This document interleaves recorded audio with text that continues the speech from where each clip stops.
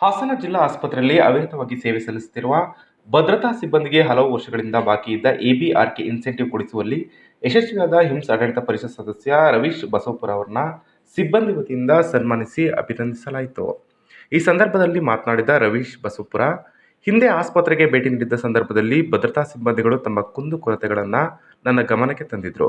ಪ್ರಮುಖವಾಗಿ ಹಲವಾರು ವರ್ಷಗಳಿಂದ ತಮಗೆ ಬರಬೇಕಾದ ಎಬಿಆರ್ಕೆ ಇನ್ಸೆಂಟಿವ್ ದೊರೆತಿಲ್ಲ ಎಂಬ ಬಗ್ಗೆ ಅಳಲು ತೋಡ್ಕೊಂಡಿದ್ರು. ಈ ಸಮಸ್ಯೆಯ ಗಂಭೀರತೆಯನ್ನು ಅರಿತು ಇತ್ತೀಚೆಗೆ ಬೆಳಗಾವಿಯಲ್ಲಿ ವೈದ್ಯಕೀಯ ಶಿಕ್ಷಣ ಸಚಿವರಾದ ಶರಣ್ ಪ್ರಕಾಶ್ ಪಾಟೀಲ್ ಅವರ ಅಧ್ಯಕ್ಷತೆಯಲ್ಲಿ ನಡೆದ ಆಡಳಿತ ಪರಿಷತ್ ಸಭೆಯಲ್ಲಿ ವಿಷಯವನ್ನು ಪ್ರಸ್ತಾಪಿಸಲಾಯಿತು. ಆಸ್ಪತ್ರೆಗಾಗಿ ಹಗಲಿರುಳು ಶ್ರಮಿಸುತ್ತಿರುವ ಭದ್ರತಾ ಸಿಬ್ಬಂದಿ ಸೇರಿದಂತೆ ಎಲ್ಲಾ ವರ್ಗದ ನೌಕರರಿಗೂ ಸರಿಯಾದ ಸಮಯಕ್ಕೆ ಇನ್ಸೆಂಟಿವ್ ತಲುಪಬೇಕು ಎಂದು ಮನವಿ ಮಾಡಲಾಗಿತ್ತು.